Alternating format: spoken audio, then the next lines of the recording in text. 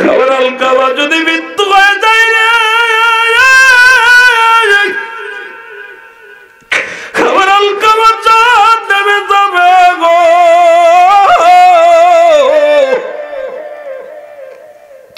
আমার আলকামারে আগুন দিয়া পোড়াতে, দুনিয়া থেকে জাহান্নামে দিয়া দে, আগুনের চিতা বানাইয়া আলকামার দেহখানা নিয়ে যখন আগুনের মধ্যে ফেলতে গেছে রে, ভিতর থেকে জনম দুঃখিনী মা দেখে আগুন দাও দাও করে জ্বলে খড়ির মধ্যে।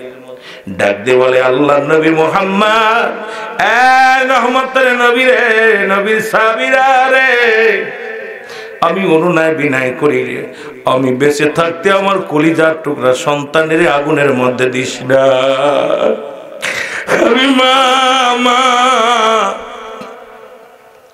আমি মা হয়ে সইতে পারবো না, আমি মা হইয়া ধৈর্য ধরতে পারবো না। আমি জীবনে যত আমার আলকামা ভুল করেছিল, সমস্ত অন্যায়, সমস্ত অপরাধ গুলো আমি মা জননী আমার আলকামারে আমি ক্ষমা করে দিলাম। জোরে জোরে চিল্লায় বলা যাবে না মারহাবা? সঙ্গে সঙ্গে জবান দিয়া কালেমা বাইর হয়ে গেছে আলকামা, লা ইলাহা ইল্লাল্লাহু মুহাম্মাদুর রাসূলুল্লাহ সাল্লাল্লাহু আলাইহি ওয়াসাল্লাম। এর মা বাবার কথা মতো যে জন চলে না, বলো মা বাবার কথা মতো যে জন চলে না, আল্লাহ নবীর দয়া তারা পাবে না। বাইরে আল্লাহ নবীর দয়া, মা বাবা যতি আপন তাদেরকে করো যতন, মা বাবা তো রতি আপন তাদেরকে করো যতন। মার কলি যাই দুঃখ দিলে আল্লাহ সহে না, বলো মার কলি যাই দুঃখ দিলে আল্লাহ নবীর দয়া তারা পাবি না। বাইরে আল্লাহ নবীর দয়া। এ মুসলমান, যেহেতু কবরবাসীর স্মরণে মাহফিল গো, এই হকগুলো আদায় করে আলোচনা অন্যদিকে যাওয়া লাগবে। মুসলমান শুনে নাও, 3 নাম্বার হলো, এ মুসলমান, পিতা মাতার সাথী সঙ্গী যারা আছে, আব্বা মার সাথী সঙ্গী আত্মীয়স্বজন যারা আছে, তাদের সঙ্গে ভালো ব্যবহার করতে হবে, তাদেরকে সম্মান করতে হবে। যদি মা বাবারে জান্নাতে দিতে চাও, মা বাবারে যদি সুখে রাখতে চাও, পিতা মাতার হক যদি আদায় করতে চাও, আব্বা মার আত্মীয়স্বজন যারা আছে তাদের সম্মান করা লাগবে। যেমন ভাবে তোমার মাকে সম্মান করেছো, যেমন ভাবে তোমার বাবাকে তুমি সম্মান করেছো, মায়ের আত্মীয় বাবার আত্মীয় যারা আছে তাদের সঙ্গেও তুমি সম্মান দেখাইবা, ভালোবাসবা, সম্মান করবা, তাদের ইজ্জত দিবা। মুসলমান শুনে নাও, এই 3 নাম্বার হক হলো তাদের জন্য। মুসলমান শুনে নাও, 4 নাম্বার হক ও মুসলমান শুনে নাও, এ মুসলমান শুনে নাও, এ ভাইরা আমার, সাথী সঙ্গে আত্মীয়স্বজন যারা মা বাবার আত্মীয়স্বজন আছে তাদেরকে সাহায্য সহযোগিতা করা লাগবে। জোরে বলেন মারহাবা। অনেকে দেখা যায় মা মরে গেলি মামা তো ভাই মামারা আসলে চেনে না, অনেক ছেলেরা আছে না বাবা, মা মরে যাওয়ার পর মার ভাইয়ের ছেলে, মার ছেলে আত্মীয়স্বজন যারা আসে, ওরে আত্মীয়রে পরিচয় দিতে চায় না, পরিচয় দিয়ে বসা লাগে। আমার নবী বলছে, খবরদার খবরদার, তোমার মা বাবার আত্মীয়স্বজন যারা আছে, শোনো, বন্ধু বান্ধব যারা আছে তাদেরকে সাহায্য সহযোগিতা করতে হবে। যদি সাহায্য সহযোগিতা করো, তোমার আব্বা কবরে আসান পাবে, তোমার বাবার হক, তোমার মার হক আদায় হবে। জোরে জোরে চিল্লায় বলা যাবে না মারহাবা? আর একটু জোরে বলো আল্লাহু আকবার। এ আমার ভাইরা, আমার কবির মনোযোগ, এ মুসলমান, 5 নাম্বার হলো, তারা যদি ঋণ পড়ি, তাদের ঋণ যদি থাকে, মুসলমান ঋণী থাকে, ঋণগুলো পরিশোধ করা লাগবে। তবে আমার দেশের অনেক ভাইয়েরা আছেন, যখন আব্বা মার লাশ নিয়ে সামনে দাঁড়ায়, কয় আসসালামু আলাইকুম, আমার মা যদি ভুল ত্রুটি করে থাকে ক্ষমা করে দিবেন, আমি কই ওর আগে জুতা দুইটা পিটা মারবেন, কারণ মা পুরুষের সঙ্গে মার কোনোদিন সম্পর্ক ছিল না। আপনি দাঁড়ায়া বলবেন, এলাকার বাসীদেরকে ডাক দিয়ে বলেন, আমার ভাইয়েরা, আমার জনম দুঃখিনী মা চিরদিনের জন্য ঘুমায় গেছে, আর ফিরে আসবে না। আমার মায়ের জন্য আপনারা দোয়া করবেন, আল্লাহ যেন তারে জান্নাত নসিব করে। মাফ চাইতে হলে ভিতরে যাবি, তোর মা যাদের সঙ্গে চলেছিল মেয়েদের কাছে ক্ষমা চাবি, পর্দার মধ্যে দাঁড়ায়া ডাক দিয়ে বলবি, আমার মা, চাচিরা, বাবিরা, খালারা, শোনো গো, আমার জনম দুঃখিনী মা বিদায় হয়ে গেছে, আর কোনদিন আসবে না, তোমাদের সঙ্গে চলাফেরা করতো, মাফ করে দিও। মাফ চাই বেটা মানুষের সাথে ইয়া দ্বারা প্রমাণ করে দিই, আমাদের আব্বা আমাদের মা বুঝি বেগানা পুরুষের সঙ্গে চলাফেরা করতো না রে বাজান না। মার জন্য মানুষের কাছে ক্ষমা চাইয়া। পিতা মাতা কোনোদিন অমঙ্গল চায় না সন্তানের, জোরে বলেন ঠিক কিনা? পিতা মাতা কোনোদিন অমঙ্গল চায় না সন্তানের। আমি আপনাদেরকে বলবো, ও যুবক, তাদের কথা মতো মেনে চলতে হবে। 4 নাম্বার হলো তাদের খেদমত করা লাগবে, জোরে বলেন মারহাবা। এই যুবক, তোমার অত ছোটবেলা তোমার মা কত কষ্ট করেছে, শীতের রাত্রে প্রসাব করে দিছো মার কোলবরে, জনম দুঃখিনী মা ভিজা পানির ভিজা ঠান্ডা প্রসাবের ভিতরে শুয়ে তোমারে কোথায় রাখছে? তোমারে শুকনো কাপড়ের উপরে রাখছে। এ বাবারা, রাসূল বলছে, আবার রাসূল বলে গেছে, আল্লাহর বিধান জানায়া দিছে, তোমার মা বাবার খেদমত করো গো।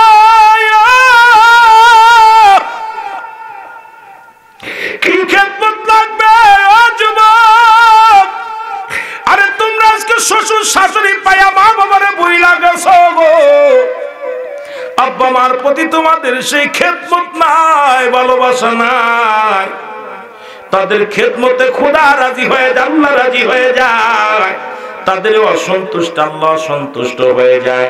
এই জন্য পিতা মাতার প্রতি তোমাদের খেদমত করা লাগবে। কি লাগবে রে যুবক? যেগুলো লাগবে মা আপনার এইগুলো সঙ্গে সঙ্গে আপনার করা লাগবে, নয়তো হক আদায় হবে না। ও আমার বাবারা, শুনে নাও, শুনে নাও, এ মুসলমান, তাদের পরিপূর্ণভাবে তাদের 5 নাম্বার তাদের প্রয়োজনীয়তা পূরণ করা লাগবে। সুবহানাল্লাহ বলেন। কি প্রয়োজন? আপনার বাবার কি লাগবে? এই যে শীতের মৌসুম চলতেছে, আপনার আব্বার শীতের কাপড় লাগবে, খাবারটা গরম করে দেওয়া লাগবে, পানিটা গরম করে দেওয়া লাগবে, বিছনাটা গরম করে দেওয়া লাগবে। মসজিদে যাবে, আপনি হাত ধরে আগায় দিয়ে আসবেন, বাবা মার হাত পা ধোয়া দিবেন, গোছায়া ধোয়া দিবেন। আহারে, এগুলো তো আমাদের মধ্যে এখন নাই, কারণ আমরা ছোটবেলা শুনেছি বাদশাহ আলমগীরের কাহিনী। উস্তাদের ছিল মুসলমান শিক্ষকের মর্যাদা, শিক্ষকের মর্যাদা ছিল, শিক্ষকের মুসলমান বাদশাহ আলমগীরের সন্তান শিক্ষকের পায়ে পানি ঢেলে দিতেছে। এটা দেখিয়া বাদশাহ আলমগীর খবর দিলেন শিক্ষককে। শিক্ষক যখন আসলেন, শিক্ষককে বললেন, আপনি আমার সন্তানকে বিয়াদব বানাইতেছেন। শিক্ষক তো থরথর করে কাঁপতেছে, বলে, কি বলতে চান? বলে, হ্যাঁ, আমি দেখলাম, আমি দুনয়ন ভরে দেখলাম আমার কলিজার টুকরা সন্তান আপনার পায়ে পানি ঢেলে দেয়, এমন বদ সন্তান আমি জন্ম দিয়েছি। কেন আপনার পাটা ধোয়া দিল না? কেন আপনার পায়ে হাত লাগালো না?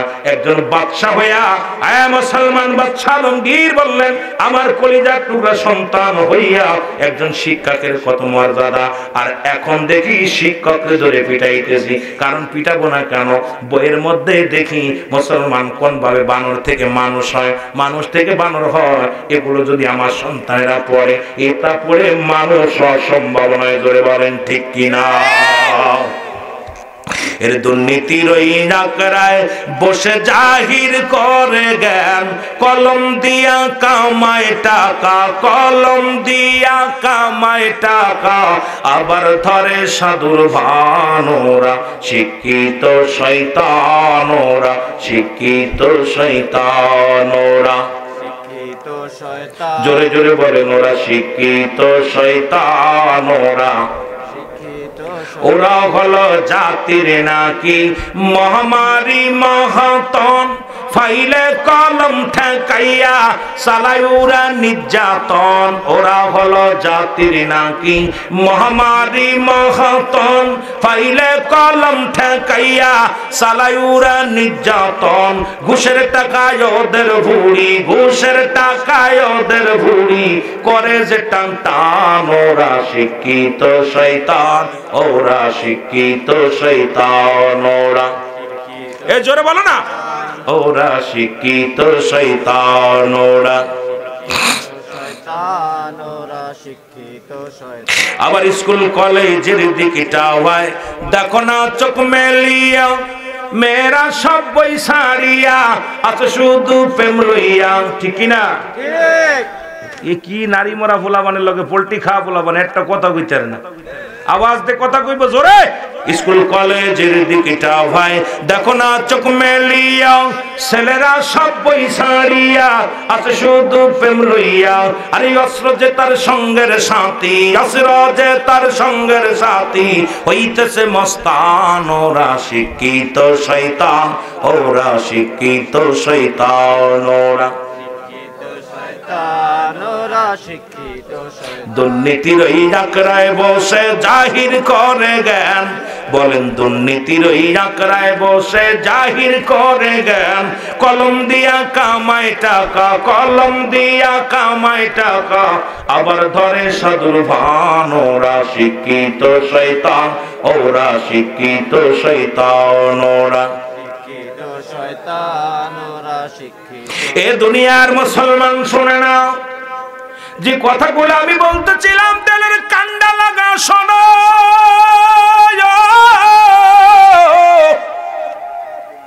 পিতা মাতার খেদমত করো যুবক, এমন ভাবে খেদমত করো মুসলমান, তাদের প্রয়োজনীয়তা পুরা করো।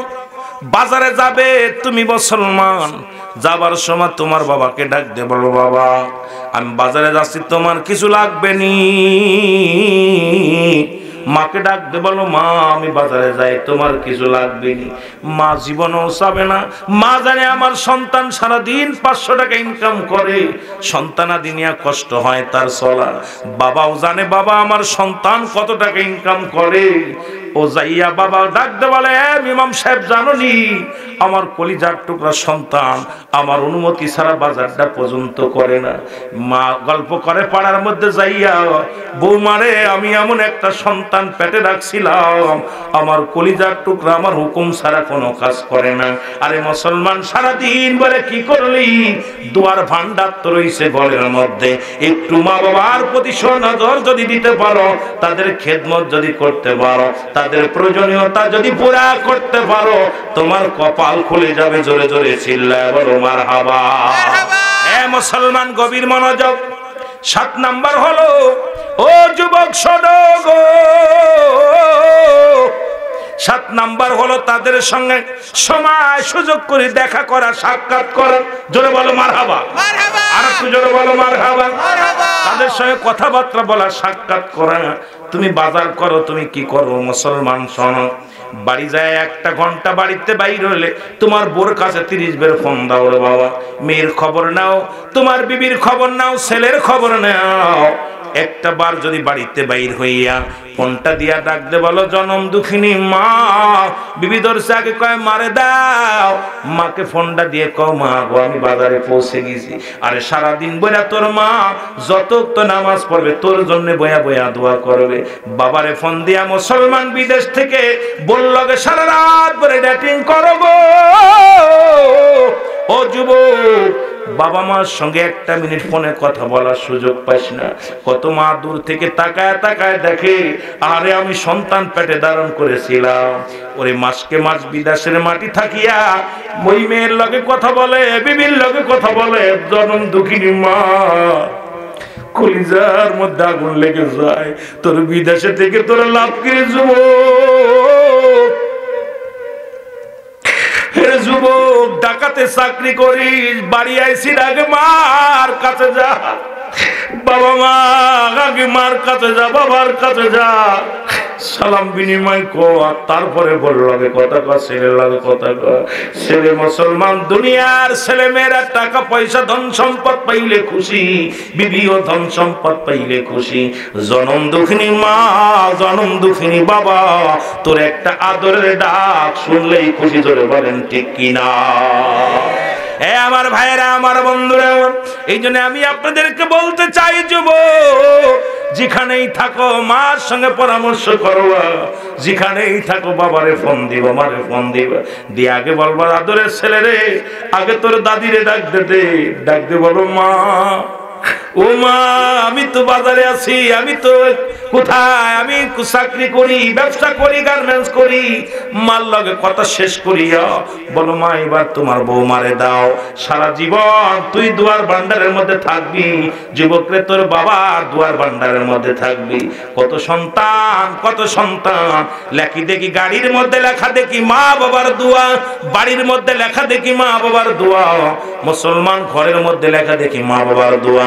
একটা কথা মনে রাখবি, মা বাবা দোয়া করলে গাড়ির মালিক হওয়া যায়, বাড়ির মালিক হওয়া যায়, মা বাবা দোয়া করলে আল্লাহর জান্নাত পাওয়া যায়। আমি রুহুল আমিন বলে গেলাম, লিখে রাখ, আব্বা মা দোয়া করলে আল্লাহ জান্নাতের মালিক বানায় দিবে। জোরে জোরে বলেন ঠিক কিনা? মহব্বতের সঙ্গে দুরূদ শরীফ পড়েন, আল্লাহুম্মা সাল্লি আলা, জোরে জোরে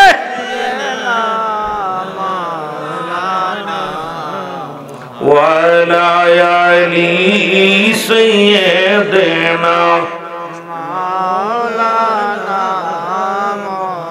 এ মুসলমান, আপনারা জানেন আবু হুরায়রা রাদিয়াল্লাহু তাআলা আনহু বসে বসে কাঁদতেছে। আমার নবী বলে, আবু হুরায়রা তুমি কাঁদো কেন? এ যুবক আবু হুরায়রা চোখের পানি ফেলে ফেলে কান্দে। নবী আবু হুরায়রা রে তুমি কাঁদছো কেন? বলে মা মারছে। কে মারছে?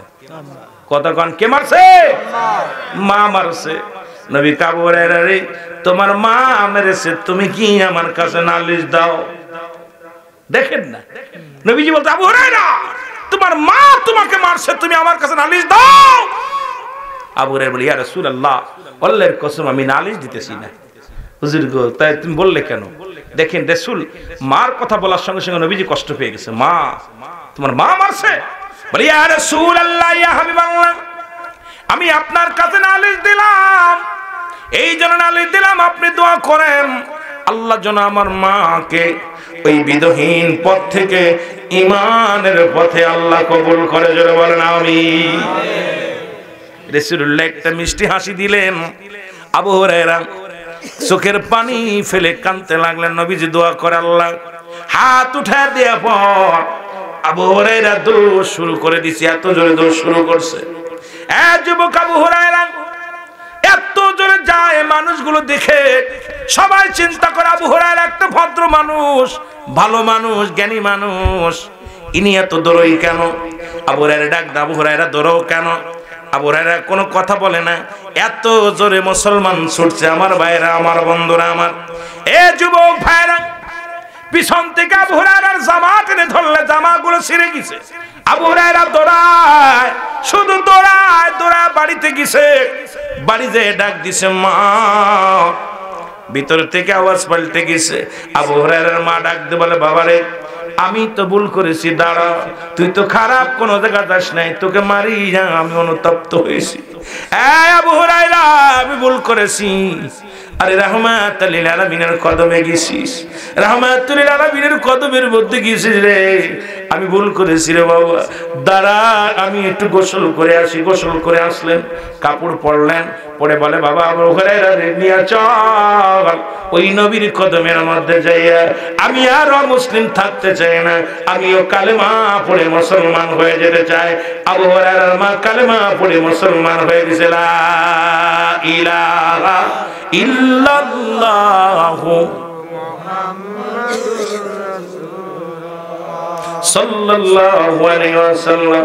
আমার ভাইরা, আমার বন্ধুরা, আমার এই জন্য আমি আপনাদেরকে বলে যাই, সুতরাং আলোচনা শেষ করব, শেষ লগ্নে আপনাদের কাছে আমার দাবি থাকবে, এই রকম মা বাবার প্রতি যদি কোনো ছেলে কোনো মেয়ে যদি সন্তুষ্ট থাকে, আব্বা মা যদি সন্তুষ্ট রেখে, যদি আপনি রাজি খুশি রেখে যদি কবরে যেতে পারেন, আপনার কপাল খুলে যাবে। মা বাবারে কষ্ট দিয়া যতই আপনি হজ করেন, যতই যাকাত দেন, যতই নামাজ পড়েন, যতই কোরবানি করেন, সব বরবাদ হয়ে যাবে। মুসলমান শুনে নাও, এই জন্য মায়ের প্রতি শ্রদ্ধাশীল হওয়া লাগবে, বাবার প্রতি শ্রদ্ধাশীল হওয়া লাগবে। আজ থেকে মা বাবার অনুগত হইয়া জীবন যাপন করতে চাই, কে কে রাজি আছেন? জোরে হাতটা তুলে দেখা। নারায়ে তাকবীর।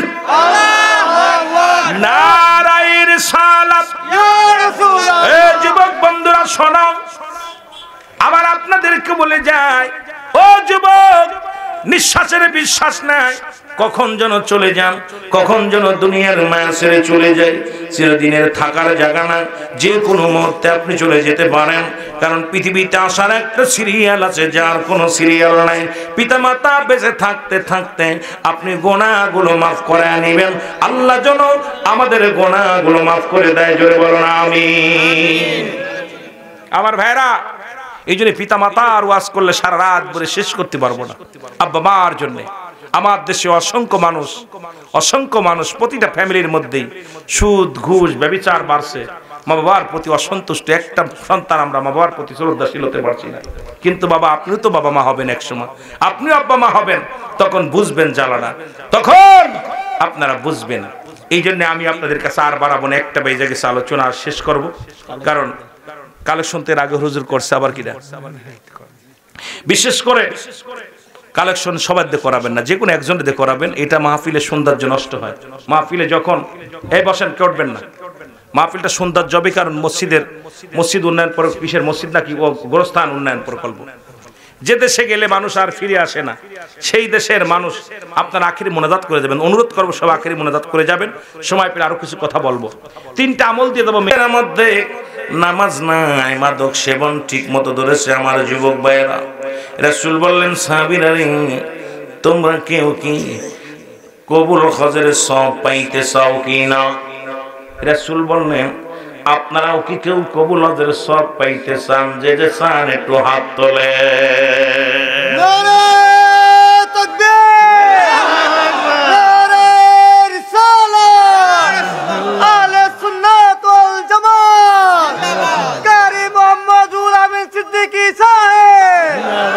এ ভাইরা আমার, বন্ধুরা আমার, রাসূল বললেন, সাহাবীরা রে, তোমরা কেউ কি কবুল হজের সওয়াব পাইতে চাও? সাহাবীরা বলে, হুজুর কে বানা চায়? নবী বললেন, সাহাবীরা গো, তোমাদের বাড়িতে কাদের যাদের মা বাবা জিন্দা আছে, বাবা মা যাদের জিন্দা, বাড়ি যে সালাম দিবা, আসসালামু আলাইকুম মা, আসসালামু আলাইকুম বাবা, সঙ্গে সঙ্গে তোমার আমল নামায় একটা কবুল হজের সওয়াব লেখা হয়ে যাবে। জোরে বলেন সুবহানাল্লাহ। এই যার বাবা মা আছে একটু হাত তুলে দেখান। যাদের আব্বা মা আছে, যাদের আছে তারা দেখান। আল্লাহ তো দয়া করেছে, অনেকেরই আব্বা মা আছে। সালাম দেন কে কে বাড়ি যে আব্বা মারে সত্যি বলবেন, মিথ্যা বলবেন না। কে আব্বারে সালাম দিছেন, কে কে মারে সালাম দিছেন? আসসালামু আলাইকুম আম্মু, কে কে সালাম দিছেন একটু হাত তুলে দেখান। প্রেমিকারে সালাম দেয়, ঠিক কি না? আহা, প্রেমিকারে সালাম, বন্ধু বান্ধবের সালাম। এতগুলো মানুষের আব্বা মা জীবিত আছে, শয়তানি কাজ করতে দিবে না। কারণ আপনি দিলেই একটা কবুল হজরের সওয়াব। রাসূল বলে, সাহাবীরা বলে, নবী গো, এই কাজটা যদি আমরা একাধিকবার করি, নবী গো নবী। রাসূল বলেন, যতবার তোমরা করবে, যতবার তোমার আব্বা মারে সালাম দিবা, একটা করে কবুল হজের সওয়াব লেখা হয়ে যাবে। জোরে জোরে চিল্লায় বলা যাবে না মারহাবা। ওরে আমি যদি যাই গো মারা, আমি যদি বিদেশের মাটিতে, লাশটায় আমার পৌঁছাই দিও মায়েরই কোলেতে। রে লাশটায় আমার জন্মের পরে যে কোলেতে রাখছে আমার মা, সেই মারে না দেখাইয়া কাফন দিও না, আমায় দাফন দিও না। মায়ের একটি নজর দেখলে মরে, মায়ের একটি নজর দেখলে আমায় সুখ পাবে মোর অন্তরে। লাশটায় আমার পৌঁছাই দিও মায়েরই কোলেতে। রে লাশটায় আমার পৌঁছাই দিও মায়েরই কোলেতে। এই জগতে মায়ের মতো নাই কেউ আপন, সেই মারে না দেখাইয়া দিও না দাফন, আমায় দিও না দাফন। এই জগতে বাবার মতো নাই কেউ আপন, সেই বাবারে না দেখাইয়া দিও না দাফন, আমায় দিও না দাফন। ও যুবক, কত মানুষ বিদেশে মারা যায় রে, কত মানুষের কফিনে লাশ বাংলার জমিনে আসে। কোন দিন যেন দুনিয়ার মায়া ছেড়ে চলে যাব। ও বাবারা, দিলের কান্ডা লাগা শোনো গো আমার যুবক ভাইরা, আমার বন্ধুরা। আমার রাসূল বললেন, যাদের আব্বা মা জীবিত আছে শুধু বাড়ি যে সালাম দিবে একটা কবুল হজরের সওয়াব পাবে। সাহাবীদের চোখে পানি, সাহাবীরা কান্দে। আমার নবীজি দেখে সাহাবীদের চোখে দর দর করে পানি ঝরে। নবী ডাকতে বলে, সাহাবীরা রে, তোরা কেন কান্দো? তোদের চোখে কেন পানি? আমার নবী ডাকতে বলে, সাহাবীরা রে, আমি লক্ষ্য করলাম তোমাদের চোখে পানি।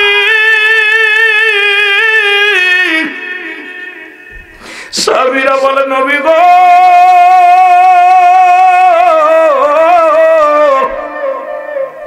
আজ থেকে 10 দিন আগে মারে চির বিদায় করে দিছি, আব্বারে বিদায় করে দিছি। এই আমলটা যদি আরো কিছুদিন আগে জানতে পারতাম, এত বড় ফজিলাতপূর্ণ আমল থেকে আমরা বঞ্চিত হয়ে গেলাম। সাহাবীদের ভিতরে প্রতিযোগিতা ছিল কে কত আমল করতে পারে, আর আমাদের ভিতরে প্রতিযোগিতা কে কয়টা বাড়ি করতে পারে, কে কয়টা বিয়ে করতে পারে, কে কয়টা সম্পদের মালিক হইতে পারে। সাহাবীদের ধারণা আমাদের ধারণা এক নয়। সেই মৌলবী সাহেব যদি বলে সাহাবীরা ভুল করেছে, এর মতো বিয়াদব আর দুনিয়ার মধ্যে নাই। জোরে বলেন ঠিক কিনা? কার ভুল ধরিস মৌলবী? এ আমার ভাইয়েরা, আমার বন্ধুরা, গভীর মনোযোগ। রাসূল ডাকতে বলে, সাহাবীরা রে, তোমরাই বুঝিয়ে তিন, তোমরা কি জানো না আমি নবীর মা নাই, আমি নবীর বাবা নাই, আমি নবী এতিম।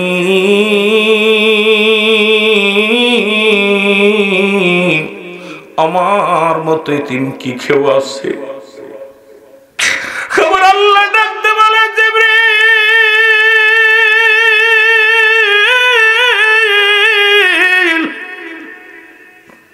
জিবরাইল তাড়াতাড়ি যাও, আমার হাবিবের চোখে পানি। আমার নবীও কান্দে, বলে আসো যাদের আব্বা নাই, যাদের মা নাই, তারা যেন এইভাবে দোয়া করেন। সবাই আমার সাথে বলেন, রব্বিরহামহুমা কামা রব্বায়ানি সগীরা। জোরে বলেন না মারহাবা। আদম আলাইহিস সালাম নিজের জন্য দোয়া করেন, রহমতের নবী বাবা মার জন্য দোয়া শিখিয়ে দেয়। আল্লাহ নবীজি শিখায় দেয় সাহাবীদের। আদম দোয়া করে, রব্বানা যালামনা আনফুসানা ওয়া ইল্লাম তাগফির লানা ওয়া তারহামনা লানাকুনান্না মিনাল খাসিরিন। আদম ডাকতে বলে, আল্লাহ আমি জালিমদের অন্তর্ভুক্ত হয়ে গেছি, আমারে তুমি ক্ষমা করে দাও। তাফসীর কারক ভাইরা দিলের কান্ডা লাগায় শুনবেন। এখন যদি কোনো ব্যক্তি আদম আলাইহিস সালামকে জালিম বলে, সঙ্গে সঙ্গে তার বউ তালাক হয়ে যাবে। আর আমার নবীরে যারা নামার মতো বলে, এদের বউ তালাক হয়ে যাবে। জোরে বলেন ঠিক কিনা? ওই যে নবী বলছেন, হায়াতি খায়রুল লাকুম। আলেম ওলামা যারা আছেন, নবী বলছেন ওদের একটাই সুতো ধরছে আমার দেশের মানুষ ওলামা একরাম, যে নবী বলছে আমিও মানুষ তোমরাও মানুষ, আমার কাছে ওহী আসে, তোমাদের কাছে আসে না। অথচ রাসূল নিজে বলছেন হায়াতি খায়রুন লাকুম, আমার হায়াতের জিন্দেগিটা আমার উম্মতের জন্য কল্যাণ স্বরূপ।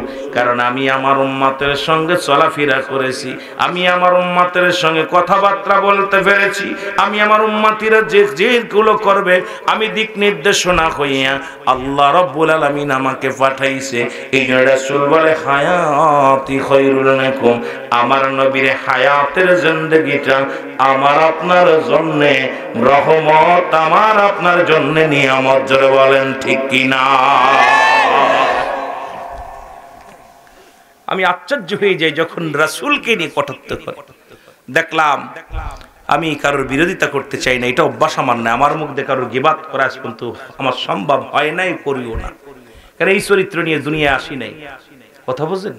এই চরিত্র নিয়ে শিক্ষা অঙ্গন থেকেও, মার পেট থেকে পড়েও আমার জীবনে এই চলছুতরি আর এই হিংসা করা কথা এগুলো শিখি নাই।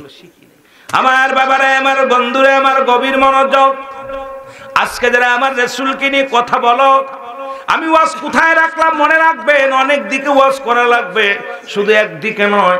শরিয়াত, তরিকত, হাকিকত, মারিফত, আগুন, পানি, মাটি, বাতাস, ইসলাম, ঈমান, ইহসান, কালেমা, নামাজ, রোজা, হজ, যাকাত।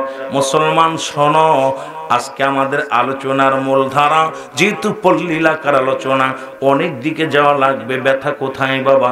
আজকে স্বামী স্ত্রীর হক আদায় হয় না, বাবা মা সন্তানের হক আদায় হয় না, আজকে সমাজের হক আদায় হয় না। নামাজ নাই, বেদান নাই, নামাজের বেদান নাই, কোরআন হাদিস সব পড়তেছি, ইমাম সরে ধরছে আমাদেরকে। যুবক, দিলের কান্ডা লাগা শোনো গো, কথাগুলো একটু দিলের কান্ডা লাগা শোনো। আমার রাসূলকে যারা কাউ ভয় বলে বলল, সবচেয়ে বড় কষ্ট লাগে।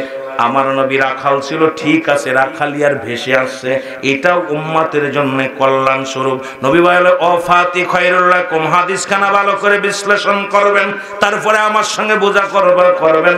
নবীজি মালাকি হাক্কে বাসারি, তিনটা সূরত রাসূলের ভিতরে ছিলেন, তিনটা সূরত দিয়ে রাসূলুল্লাহকে দুনিয়ার মধ্যে আল্লাহ পাঠাইলেন। ও মুসলমান শোনো, আমার নবী তো তৎকালীন জামানায় এমন অবস্থা আছে, শুধু রাখালিগিরি করেছেন, মাটি কাটছে, মাটি টানছে। কেন টানছে? আমার নবী মাটি কাটছে, নবী মাটি টানছে শুধু উম্মতের জন্য। আমার উম্মতিরা রে, আমার উম্মতের মধ্যে এমনও গরিব হবে যারা দিন মজুরি হবে, মাটি কাটবে, মাটি টানবে, দিন মজুরি কাজ করবে, তারা যেন কষ্ট না পায়। তারা যখন আমার দিকে তাকাইবে চিন্তা করবে, হাই রে, আমি যার অনুকরণ করি সেই নবী তো রাখাল ছিলেন। জোরে বলেন ঠিক কিনা? রাসূলুল্লাহ রাখালি করেছে, মাটি টানছে। ও নবী রাখালি আরবে সে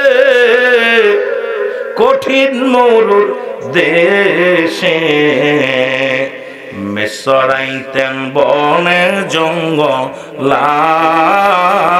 গো নবীজি আপনাকে দেখিবার মনে চায়, বলেন আপনাকে দেখিবার মনে চায়। গো নবীজি আপনাকে দেখিতে মনে চায়। আবার বনের যত পশুগণ ভক্তি করে নবীর দুসরণ, মেঘমালা মোর ছায়া দিত গায়।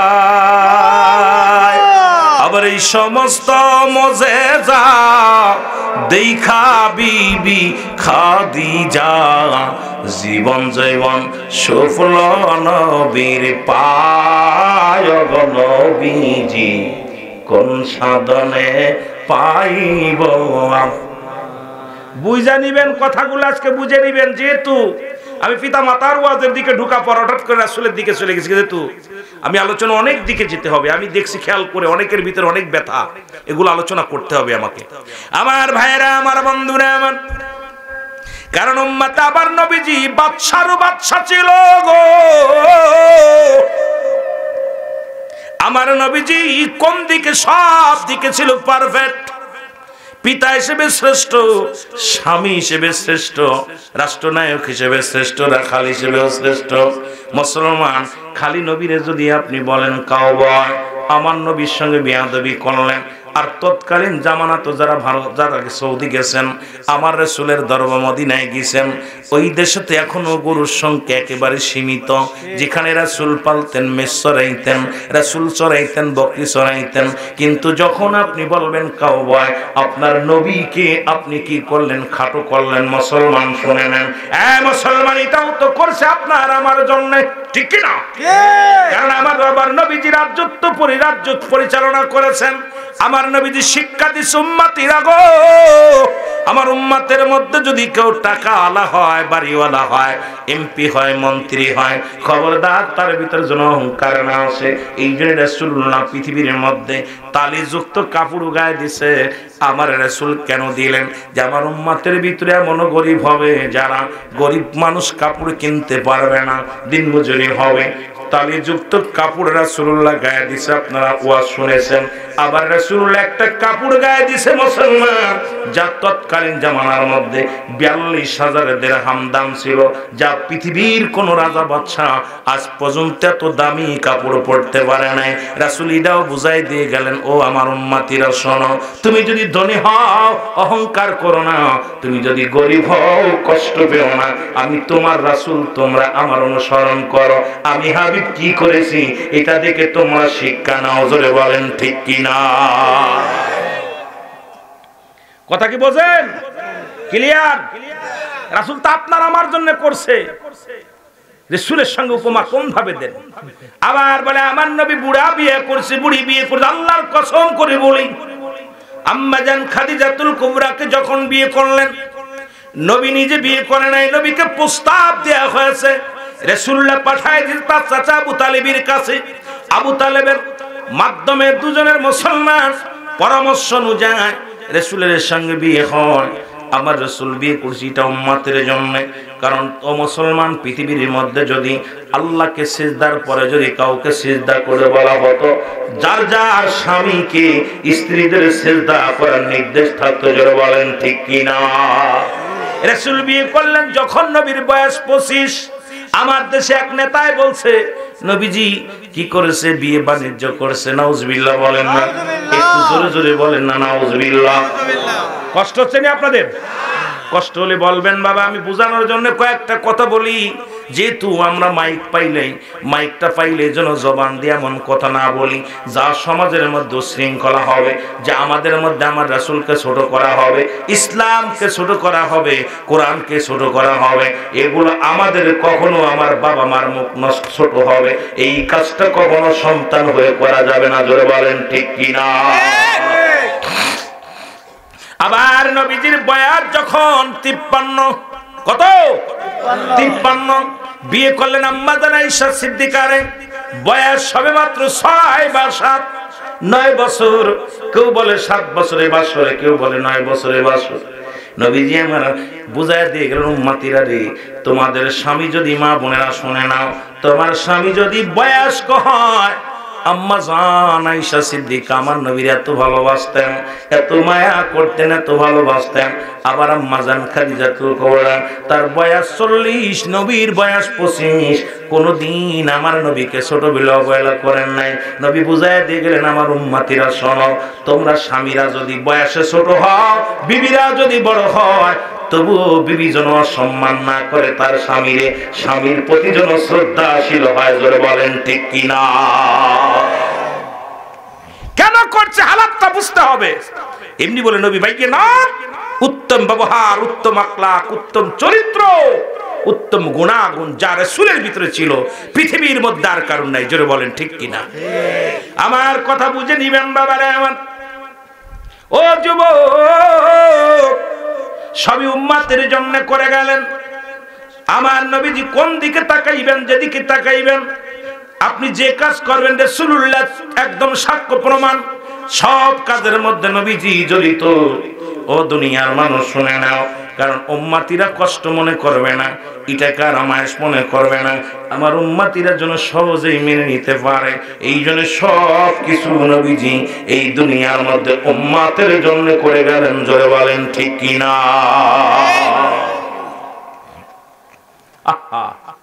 রাখালি আর ভেসে আসছে, রাসূল রাখালি করেন নাই।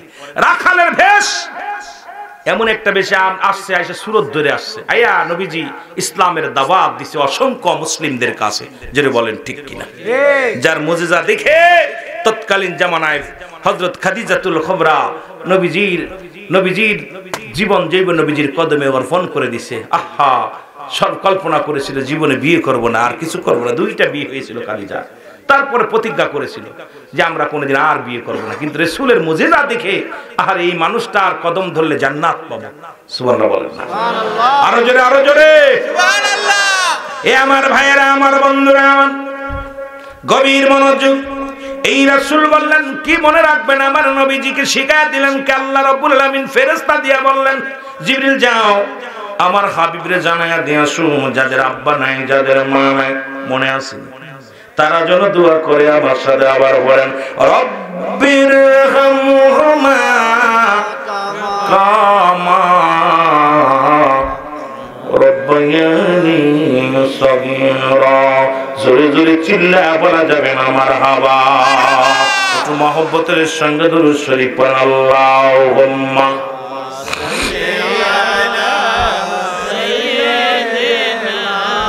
মাওলানা মুহাম্মাদ সাইয়্যিদিনা মাওলানা। এ দুনিয়ার মুসলমান,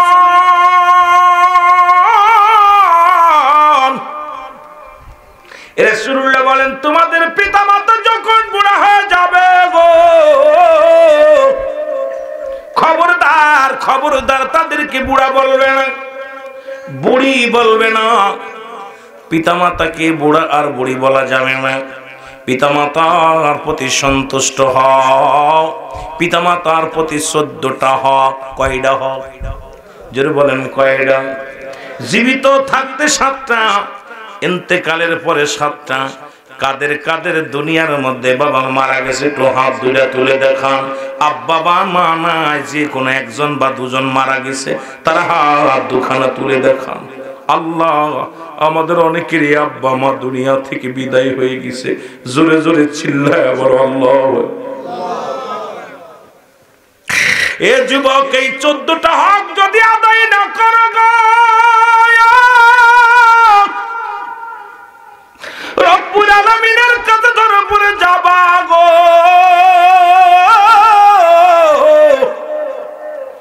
ও যুবক বন্ধু, যাদের আব্বা মা দুনিয়া থেকে চলে গেছে তাদের কথাটা আগে বলে আসি, তারপরে যাদের জিন্দা আছে তাদেরও 7টা হক। এই কথাটা আমি বলে যাব। আজকে 14টা হকের বিষয় নিয়ে একটু আলোচনা করব। ও মুসলমান, আজকে বাবা সন্তানের হাতে বাবা খুন, মা সন্তানের হাতে মা খুন। অনেক জায়গা দেখতেছি রে বাবাকে নির্যাতন করে। আজকে বুড়া বয়সে ভ্যান চালায়, রিক্সা চালায়, কত বাবা পরের বাড়ি কাজ করে, কিষান দেয়। সব যুবকেরা রে, বাবা মার জায়গা হয় না, বাবার খাবার হয় না, বাবা মার সঙ্গে দুর্ব্যবহার হয়। আল্লাহ আল্লাহ, রাসূল বলে গেছি তোমাদের আব্বা মা যখন বুড়া হয়ে যাবে গো, টু শব্দ করবে না। যদি কোন সন্তান বাবা মার দিকে চোখ বড় করে তাকায়, আঙ্গায় তাকায়, আল্লাহ রাব্বুল আলামিন তার নিজ হাত দিয়ে আগুনের সারাশি দিয়ে চোখ 2টা তুলে নিবে। ও বাজান, আজকে যাদের আব্বা মা চলে গেছে, কতবার আপনার নাফরমানি সন্তান। যুবক, 3 শ্রেণী মানুষের দোয়া কবুল হয় না। তার মধ্যে 1 নাম্বারই হলো পিতা মাতার নাফরমানি সন্তান, 2 নাম্বার হলো এতিমের মাল ভক্ষণকারী, 3 নাম্বার হলো গীবত। এই 3 শ্রেণী মানুষের দোয়া আল্লাহ কবুল করতে চান না।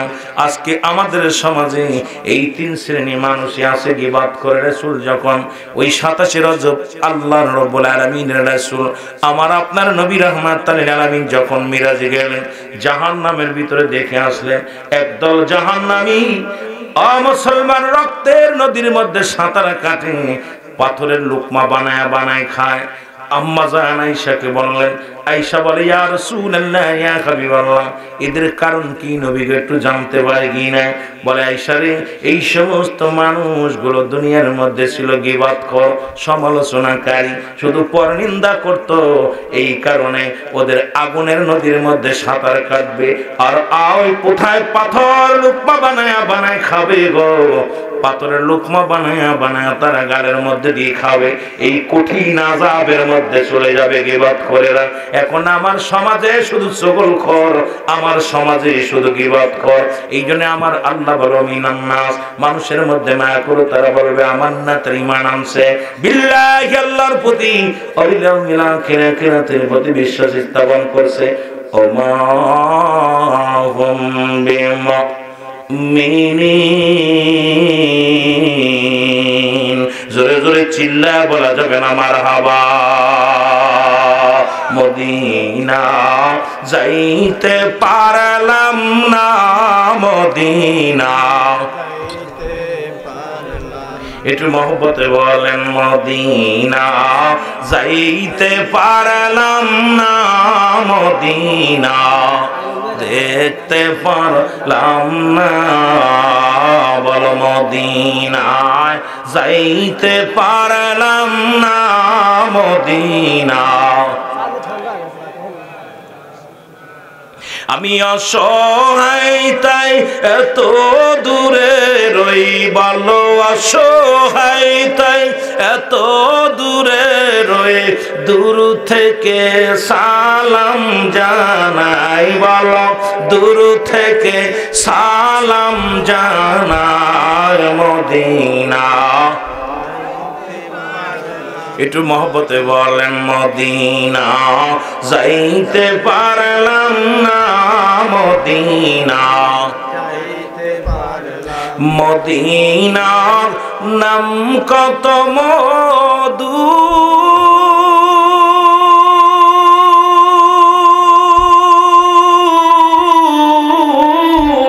মদিনা আর যে কত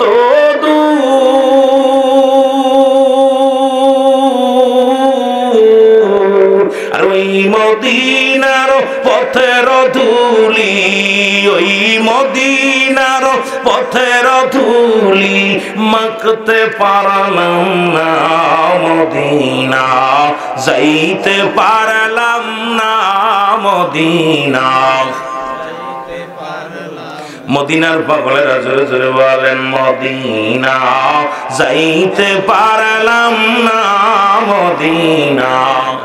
আমি অসহায় তাই এত দূরে রই, বলো অসহায় তাই এত দূরে রই, শুধুই সালাম জানাই, বলো শুধুই সালাম জানাই, মদিনা যাইতে পারলাম না, মদিনা।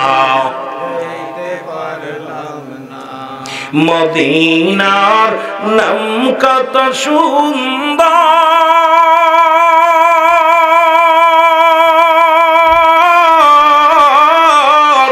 মদিনা কেড়ে সে অন্তর,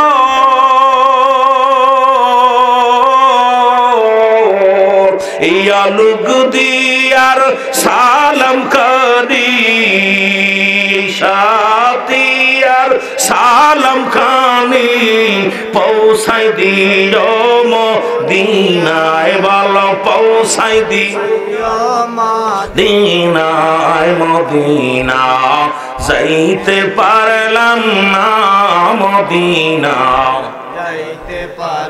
যারা যারা নবীজিকে ভালোবাসেন বলেন, মদিনা যাইতে পারলাম না, মদিনা। মদিনার পূবাল হাওয়া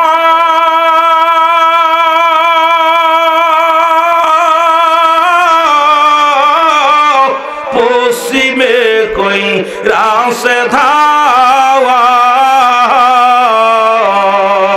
এই গরিব দুঃখীর সালাম খানি পাবনা জিলার সালাম খানি সাতিয়া থানার সালাম খানি আলোবদিয়ার সালাম খানি পৌঁছাই দিও মদিনায় বলো পৌঁছাই দিও মদিনায় মদিনা যাইতে পারলাম না মদিনা যাইতে পারলাম না মদিনা যাইতে পারলাম না মদিনা যাইতে পারলাম না এ দুনিয়ার মুসলমান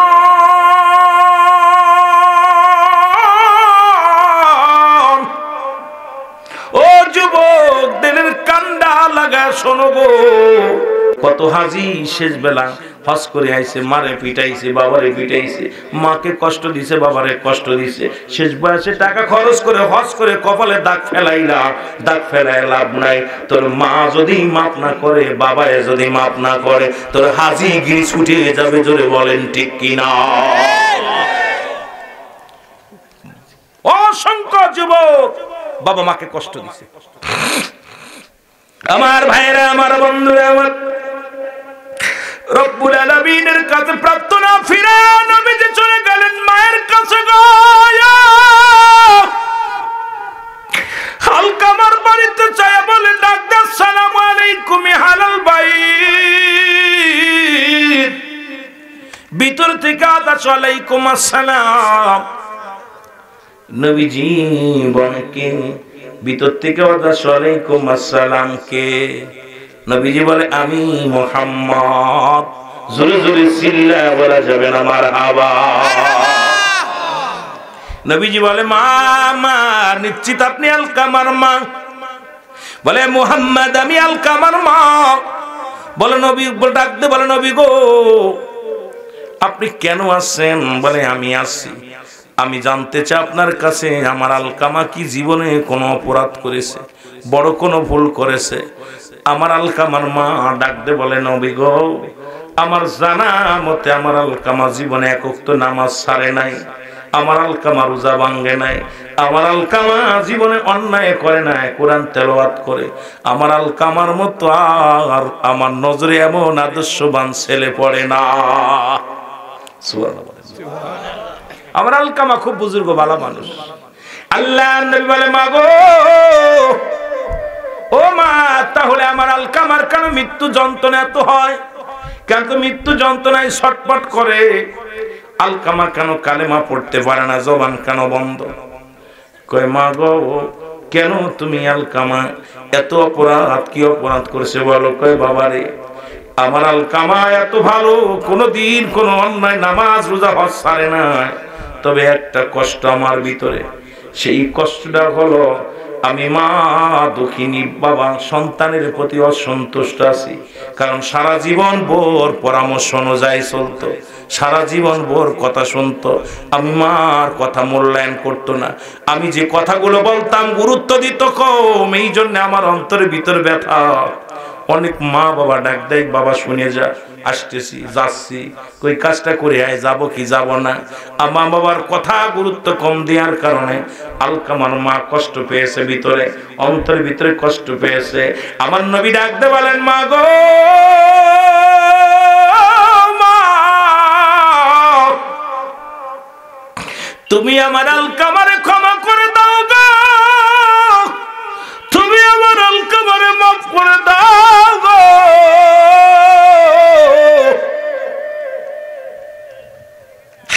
আলকামার মা ডাকতে বলে মুহাম্মদ হে আল্লাহর নবী শোনেন আমার সন্তানের ওই ব্যবহারে আমি মনে এত কষ্ট পেয়েছি রে আমার বুকের ভিতরে লাগছে সারা জীবন সে বউকে মূল্যায়ন করতো বইয়ের পরামর্শ অনুযায়ী চলতো আমি মার কোনো কথা গুরুত্ব দিত না আমি মার কোনো কথা মূল্যায়ন করতো না এই ব্যথাটা আমি আমার অন্তরের ভিতরে লাগছে আমার নবী কয় মাফ করে দেন গো মা কয় জীবন গেল মাপ আমি করতে পারবো না এই কষ্ট আমার ভিতরে আমাদের অনেক সন্তানেরা মা বাবার অবাধ্য হয়ে বিয়ে করে মা বাবার অবাধ্য হয়ে কাজ করি, বাবা মা চলতে বলছে ডানি চলে যায়, ভাই যুবক, বউ মরে গেলে বউ পাবি, বউ চলে গেলে বউ পাবি, জীবনে মা বাবা হারায় ফেলি, এত বড় নিয়ামত পৃথিবীর মধ্যে আর পাবি না। আমার ভাইয়েরা, আমার বন্ধুরা, আমার শোনানো, রাসূল আকরাম সাল্লাল্লাহু আলাইহি ওয়াসাল্লাম বলে, মা গো তুমি মাফ করে দাও। বলে না, পারবো না, মাপ আমি করতে পারবো না। আমার নবী বলে, সাহাবীরা রে তাড়াতাড়ি আয়, খড়ি আনা হলো, আগুন নিয়ে আগুন আলো, খড়ি সাজাইয়া আগুন ধরাইয়া। আমার নবী বললেন, সাহাবীরা রে আমার আলকামারে আগুনে পোড়াইয়া ভস্ম করে দাও, কারণ আমার আলকামা তো মৃত্যুর পরে জাহান্নামে চলে যাবে। আমার আলকামা যদি মৃত্যু হয়ে যায় রে, আমার আলকামা জাহান্নামে যাবে গো।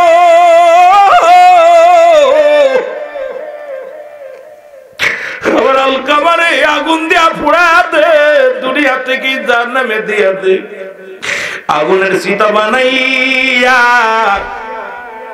আলকামার দেহখানা নিয়ে যখন আগুনের মধ্যে ফেলতে গেছে রে, ভিতর থেকে জনম দুঃখিনী মা দেখে আগুন দাও দাও করে জ্বলে খড়ির মধ্যে। ডাক দিয়ে বলে, আল্লাহর নবী মুহাম্মদ, রহমতের নবী রে, নবীর সাহাবীরা রে, আমি অনুনয় বিনয় করি রে, আমি বেঁচে থাকতে আমার কলিজার টুকরা সন্তানের আগুনের মধ্যে দিস না।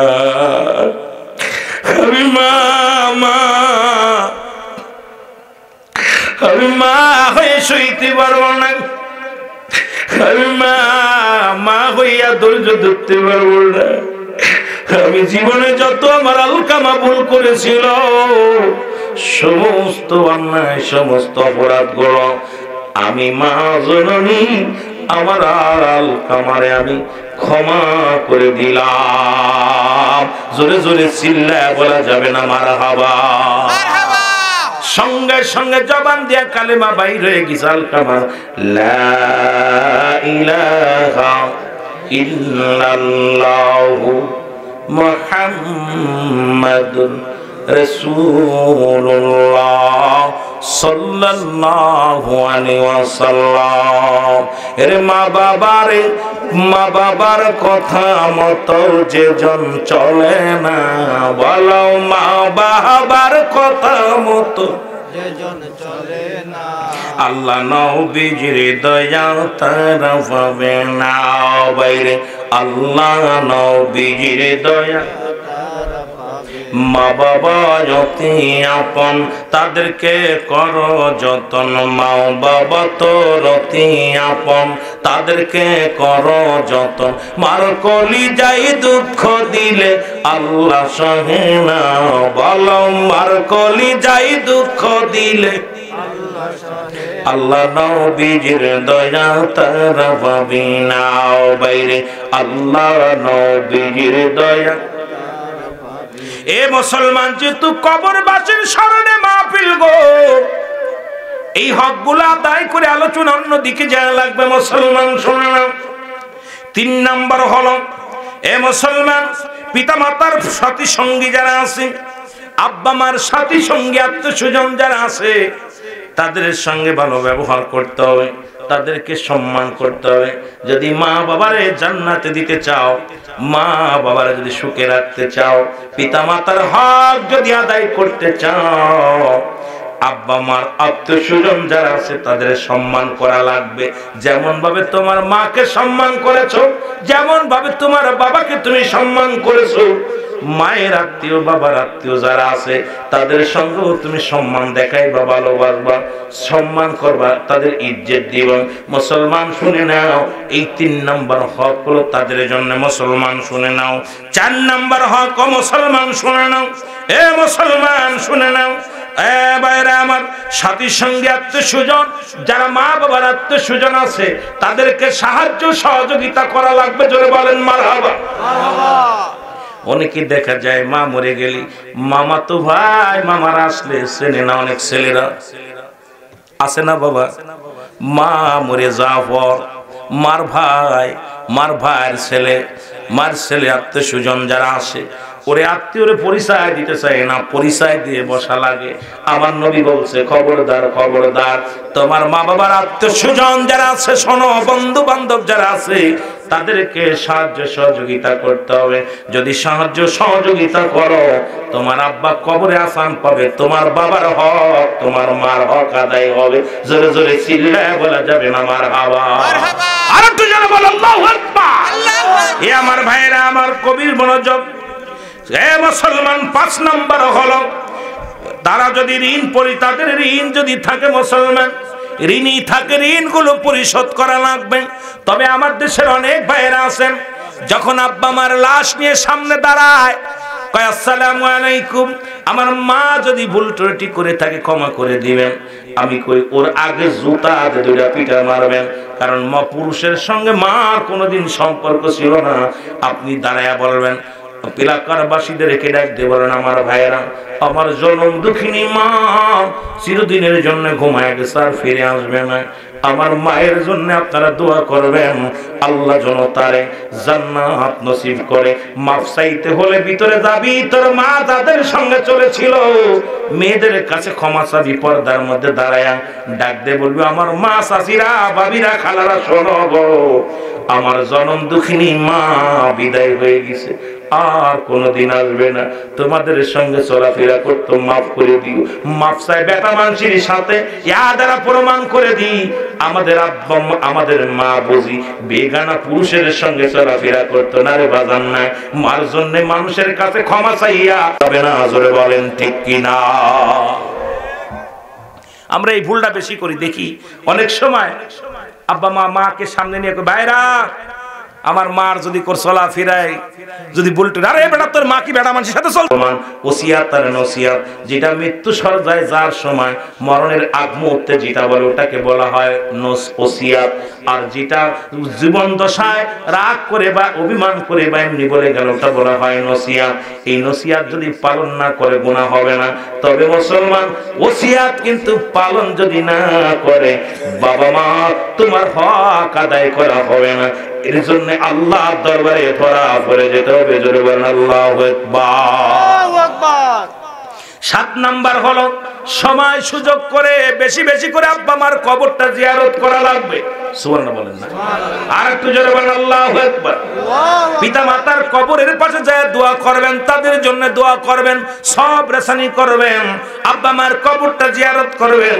এই 7টা হক আমাদের আদায় করা লাগবে রে মুসলমান। আমি সংক্ষিপ্ত আকারে বলে গেলাম, এটা বিস্তারিত যদি আলোচনা করতাম সময় লাগতো রে যুবক ভাইরা।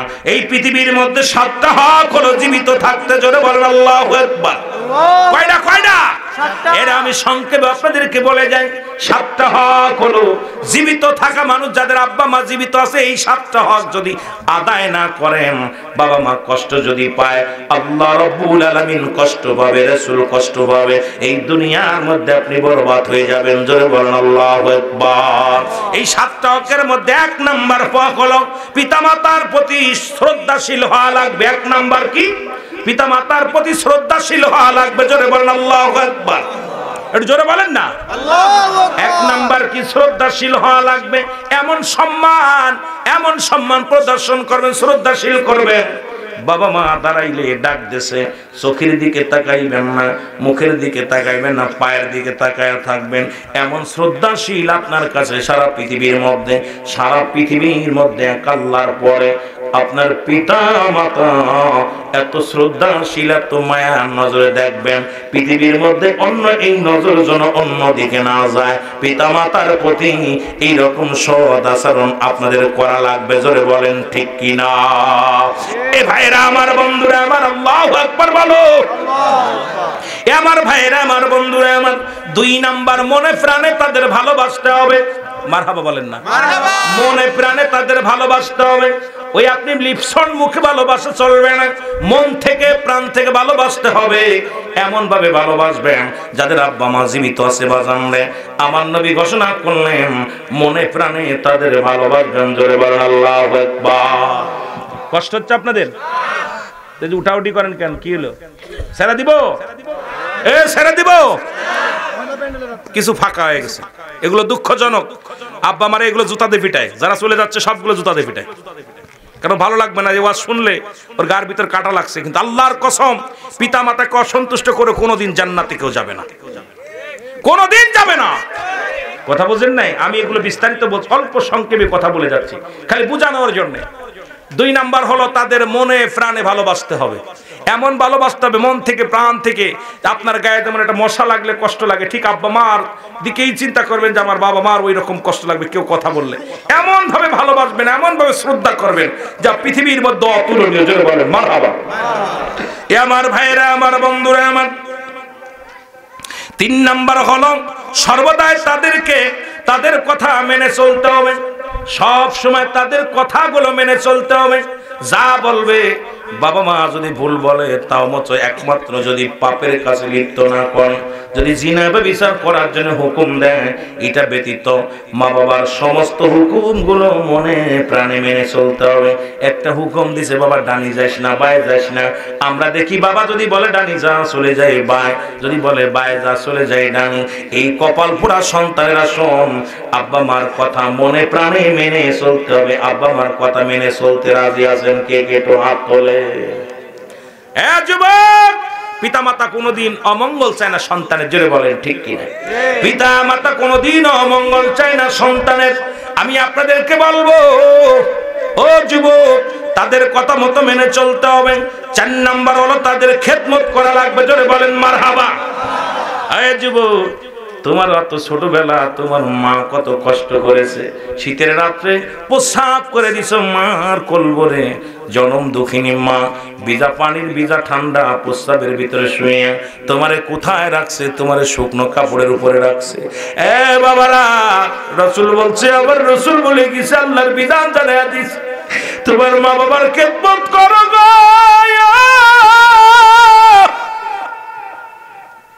কি খেদমত লাগবে ও যুবক? আরে তোমরা আজকে শ্বশুর শাশুড়ি পায়া মা বাবারে বইলা গেছো গো, আব্বা মার প্রতি তোমাদের সেই খেদমত নাই, ভালোবাসা নাই। তাদের খেদমতে খোদা রাজি হয়ে যায়, আল্লাহ রাজি হয়ে যায়, তাদের অসন্তুষ্ট আল্লাহ সন্তুষ্ট হয়ে যায়। এই জন্য পিতা মাতার প্রতি তোমাদের খেদমত করা লাগবে। কি লাগবে রে যুবক? যেগুলো লাগবে মা আপনার এইগুলো সঙ্গে সঙ্গে আপনার করা লাগবে, নয়তো হক আদায় হবে না। ও আমার বাবারা, শুনে নাও, শুনে নাও, এ মুসলমান, তাদের পরিপূর্ণভাবে তাদের 5 নাম্বার তাদের প্রয়োজনীয়তা পূরণ করা লাগবে। সুবহানাল্লাহ বলেন। কি প্রয়োজন? আপনার বাবার কি লাগবে? এই যে শীতের মৌসুম চলতেছে, আপনার আব্বার শীতের কাপড় লাগবে, খাবারটা গরম করে দেওয়া লাগবে, পানিটা গরম করে দেওয়া লাগবে, বিছনাটা গরম করে দেওয়া লাগবে। মসজিদে যাবে, আপনি হাত ধরে আগায় দিয়ে আসবেন, বাবা মার হাত পা ধোয়া দিবেন, গোছায়া ধোয়া দিবেন। আহারে, এগুলো তো আমাদের মধ্যে এখন নাই। কারণ আমরা ছোটবেলা শুনেছি বাদশাহ আলমগীরের কাহিনী, উস্তাদের মুসলমান শিক্ষকের মর্যাদা, শিক্ষকের মর্যাদা ছিল, শিক্ষকের মুসলমান বাদশাহ আলমগীরের সন্তান শিক্ষকের পায়ে পানি ঢেলে দিতেছে। এটা দেখিয়া বাদশাহ আলমগীর খবর দিলেন শিক্ষককে। শিক্ষক যখন আসলেন, শিক্ষককে বললেন, আপনি আমার সন্তানকে বিয়াদব বানাইতেছেন। শিক্ষক তো থরথর করে কাঁপতেছে, বলে কি বলতে চান? বলে হ্যাঁ, আমি দেখলাম, আমি দুনয়ন ভরে দেখলাম আমার কলিজার টুকরা সন্তান আপনার পায়ে পানি ঢেলে দেয়, এমন বদ সন্তান আমি জন্ম দিয়েছি। কেন আপনার পাটা ধোয়া দিল না? কেন আপনার পায়ে হাত লাগালো না? একজন বাদশা হইয়া, আয় মুসলমান বাদশা আলমগীর বললেন, আমার কলিজার টুকরা সন্তান হইয়া একজন শিক্ষকের কত মর্যাদা, আর এখন দেখি শিক্ষককে ধরে পিটাইতেছি। কারণ পিটাবো না কেন? বইয়ের মধ্যে দেখি মুসলমান কোন ভাবে বানর থেকে মানুষ হয়, মানুষ থেকে বানর হয়। এগুলো যদি আমার সন্তানেরা পড়ে, এটা পড়ে মানুষ হওয়ার সম্ভাবনায়, জোরে বলেন ঠিক কিনা? এর দুর্নীতির ওই নাকড়ায় বসে জাহির করে জ্ঞান, কলম দিয়া কামায় টাকা, কলম দিয়া কামায় টাকা, আবার ধরে সাধুর ভানোরা, শিক্ষিত শয়তানোরা, শিক্ষিত শয়তানোরা। জোরে জোরে বলেন, ওরা শিক্ষিত শয়তানোরা। ওরা হলো জাতির নাকি মহামারী মহাতন, ফাইলে কলম ঠেকাইয়া চালায় ওরা নির্যাতন। ওরা হলো জাতির নাকি মহামারী মহাতন। ফাইলে কলম ঠেকাইয়া চালায় ওরা নির্যাতন। ঘুষের টাকায় ওদের ভুড়ি, ঘুষের টাকায় ওদের ভুড়ি করে যে টান টান। ওরা শিক্ষিত শয়তান, ওরা শিক্ষিত শয়তান। ওরা এ জোরে বলো না, ওরা শিক্ষিত শয়তান। ওরা আবার স্কুল কলেজের দিকটা হয় দেখো না চোখ মেলিয়া, মেয়েরা সব বই সারিয়া আছে শুধু প্রেম লইয়া। ঠিক না? এ কি নারী মরা ফুলাবানের লগে পোল্ট্রি খাওয়া ফুলাবান একটা কথা কইতে না, আওয়াজ দিয়ে কথা কইব জোরে। স্কুল কলেজের দিকটা ভাই দেখো না চোখ মেলিয়া, ছেলেরা সব বই সারিয়া আছে শুধু প্রেম লইয়া। আরে অস্ত্র যে তার সঙ্গের সাথী, অস্ত্র যে তার সঙ্গের সাথী হইতেছে মস্তান। ওরা শিক্ষিত শয়তান, ওরা শিক্ষিত শয়তান। ওরা দুর্নীতির ওই আঁকড়ায় বসে জাহির করে জ্ঞান। বলেন দুর্নীতির ওই আঁকড়ায় বসে জাহির করে জ্ঞান। কলম দিয়া কামায় টাকা, কলম দিয়া কামায় টাকা আবার ধরে সাধুর ভান। ওরা শিক্ষিত শয়তান, ওরা শিক্ষিত শয়তান। ওরা এ দুনিয়ার মুসলমান শুনে না, যে কথাগুলো আমি বলতেছিলাম তেলের কান্ডা লাগা শোনো।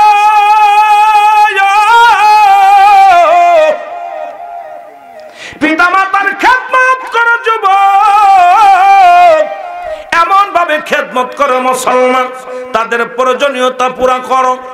বাজারে যাবে তুমি মুসলমান, যাবার সময় তোমার বাবাকে ডাক দিয়ে বলো, বাবা আমি বাজারে যাচ্ছি, তোমার কিছু লাগবে নি? মাকে ডাক দিয়ে বলো, মা আমি বাজারে যাই, তোমার কিছু লাগবে নি? মা জীবনেও চাবে না। মা জানে আমার সন্তান সারাদিন 500 টাকা ইনকাম করে, সন্তানাদি নিয়ে কষ্ট হয় তার চলা। বাবাও জানে বাবা আমার সন্তান কত টাকা ইনকাম করে। ও যাইয়া বাবা ডাক দিয়ে বলে, ইমাম সাহেব জানো নি আমার কলিজার টুকরা সন্তান আমার অনুমতি ছাড়া বাজারটা পর্যন্ত করে না। মা গল্প করে পাড়ার মধ্যে যাইয়া, বৌমারে আমি এমন একটা সন্তান পেটে রাখছিলাম, আমার কলিজার টুকরা আমার হুকুম ছাড়া কোনো কাজ করে না। আরে মুসলমান সারাদিন বলে কি করলি?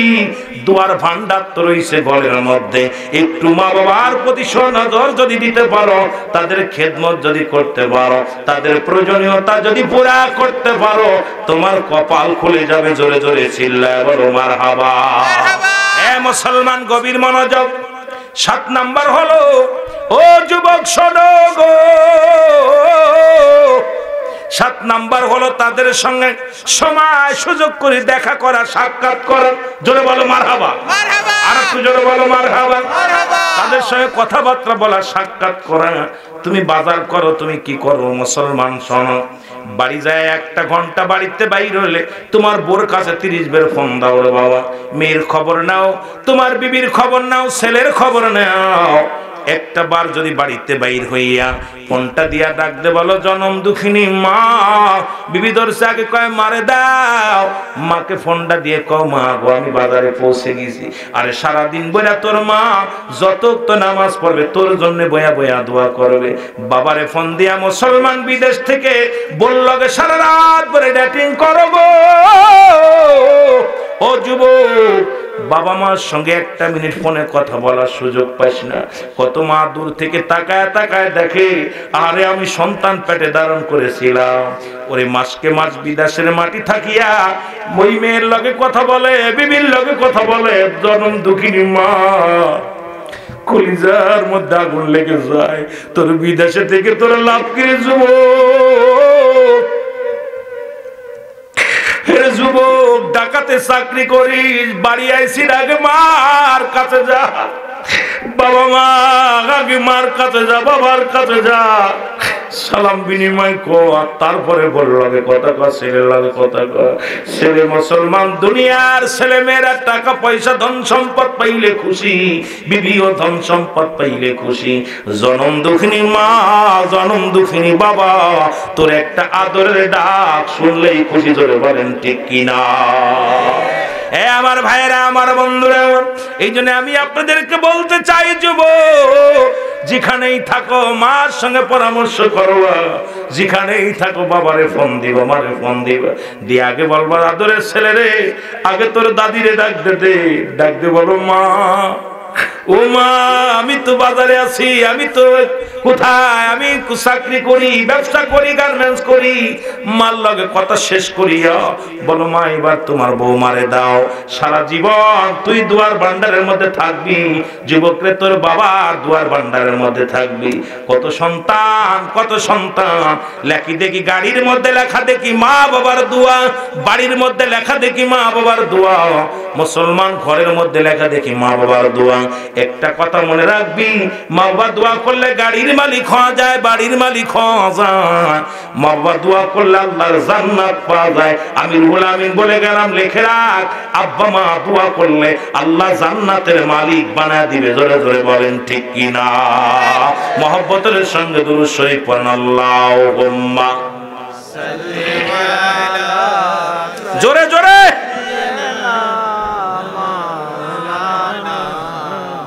ওয়ালা আলি সাইয়্যিদিনা মাওলানা।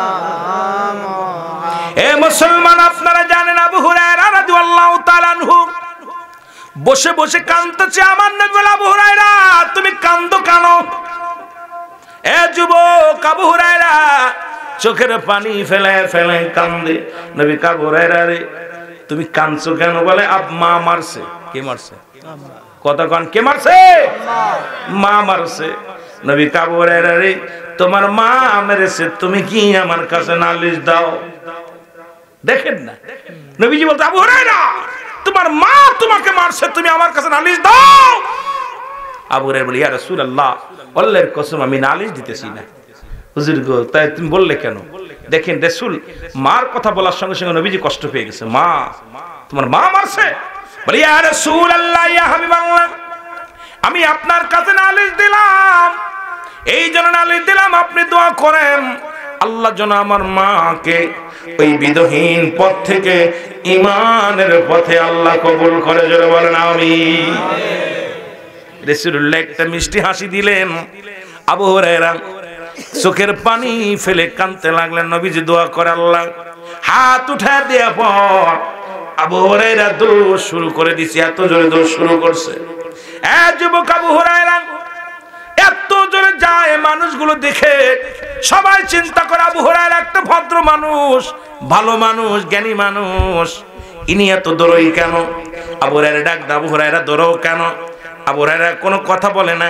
এত জোরে মুসলমান ছুটছে। আমার ভাইরা, আমার বন্ধুরা, আমার এ যুবক ভাইরা, পিছন থেকে আবু হুরায়রার জামা টেনে ধরলে জামাগুলো ছিঁড়ে গেছে। আবু হুরায়রা দৌড়ায়, শুধু দৌড়ায় দৌড়ায় বাড়িতে গেছে। বাড়ি যেয়ে ডাক দিছে মা। ভিতর থেকে আওয়াজ পাল্টে গেছে।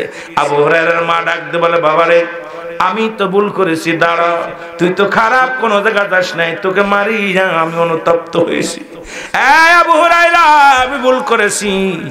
আরে রাহমাতুল লিল আলামিনের কদমে গেছিস, রাহমাতুল লিল আলামিনের কদমের মধ্যে গেছিস রে, আমি ভুল করেছি রে বাবা, দাঁড়া আমি একটু গোসল করে আসি। গোসল করে আসলেন, কাপড় পরলেন, পরে বলে বাবা আবু হুরায়রা রে নিয়ে চল ওই নবীর কদমের মধ্যে যাইয়া, আমি আর মুসলিম থাকতে চাই না, আমিও কালেমা পড়ে মুসলমান হয়ে যেতে চাই। আবু হুরায়রার মা কালেমা পড়ে মুসলমান হয়ে গেছে। লা ইলাহা ইল্লাল্লাহু মুহাম্মাদুর রাসূলুল্লাহ সাল্লাল্লাহু আলাইহি ওয়াসাল্লাম। আমার ভাইরা, আমার বন্ধুরা, আমার এই জন্য আমি আপনাদেরকে বলে যাই, সুতরাং আলোচনা শেষ করব, শেষ লগ্নে আপনাদের কাছে আমার দাবি থাকবে, এই রকম মা বাবার প্রতি যদি কোনো ছেলে কোনো মেয়ে যদি সন্তুষ্ট থাকে, আব্বা মা যদি সন্তুষ্ট রেখে, যদি আপনি রাজি খুশি রেখে যদি কবরে যেতে পারেন, আপনার কপাল খুলে যাবে। মা বাবারে কষ্ট দিয়া যতই আপনি হজ করেন, যতই যাকাত দেন, যতই নামাজ পড়েন, যতই কোরবানি করেন, সব বরবাদ হয়ে যাবে। মুসলমান শুনে নাও, এই জন্য মায়ের প্রতি শ্রদ্ধাশীল হওয়া লাগবে, বাবার প্রতি শ্রদ্ধাশীল হওয়া লাগবে। আজ থেকে মা বাবার অনুগত হইয়া জীবন যাপন করতে চাই, কে কে রাজি আছেন? জোরে হাতটা তুলে দেখা। নারায়ে তাকবীর, আল্লাহু আকবার, নারায়ে রিসালাত, ইয়া রাসূলুল্লাহ। এই যুবক বন্ধুরা শোনো, আবার আপনাদেরকে বলে যায়, ও যুবক, নিঃশ্বাসের বিশ্বাস নাই, কখন যেন চলে যান, কখন যেন দুনিয়ার মায়া ছেড়ে চলে যায়। চিরদিনের থাকার জায়গা না, যে কোনো মুহূর্তে আপনি চলে যেতে পারেন। কারণ পৃথিবীতে আসার একটা সিরিয়াল আছে, যার কোনো সিরিয়াল নাই। পিতামাতা বেঁচে থাকতে থাকতে আপনি গুনাহগুলো মাফ করে নেবেন। আল্লাহ যেন আমাদের গুনাহগুলো মাফ করে দেয়। জোরে বলুন আমিন। আমার ভাইরা, এই জন্য পিতা মাতার ওয়াজ করলে সারা রাত ভরে শেষ করতে পারবো না। আব্বা মার জন্য আমার দেশে অসংখ্য মানুষ প্রতিটা ফ্যামিলির মধ্যেই সুদ, ঘুষ, ব্যভিচার বাড়ছে। মা বাবার প্রতি অসন্তুষ্ট একটা সন্তান আমরা মা বাবার প্রতি শ্রদ্ধাশীল হতে পারছি না। কিন্তু বাবা, আপনিও তো বাবা মা হবেন এক সময়, আপনিও আব্বা মা হবেন, তখন বুঝবেন জ্বালানা, তখন আপনারা বুঝবেন। এই জন্য আমি আপনাদের কাছে আর বাড়াবো না, একটা বেজে গেছে আলোচনা আর শেষ করব। কারণ কালেকশন তো এর আগে হুজুর করছে, আবার কিনা বিশেষ করে কালেকশন সবার দিয়ে করাবেন না, যে কোনো একজনের দিয়ে করাবেন। এটা মাহফিলের সৌন্দর্য নষ্ট হয়। মাহফিলে যখন এই বসেন, কে উঠবেন না, মাহফিলটা সৌন্দর্য হবে। কারণ মসজিদ উন্নয়ন কিসের মসজিদ নাকি গোরস্থান উন্নয়ন প্রকল্প, যে দেশে গেলে মানুষ আর ফিরে আসে না, সেই দেশের মানুষ আপনার আখিরি মোনাজাত করে যাবেন। অনুরোধ করবো সব আখিরি মোনাজাত করে যাবেন। সময় পেলে আরো কিছু কথা বলবো। 3টা আমল দিয়ে দেবো।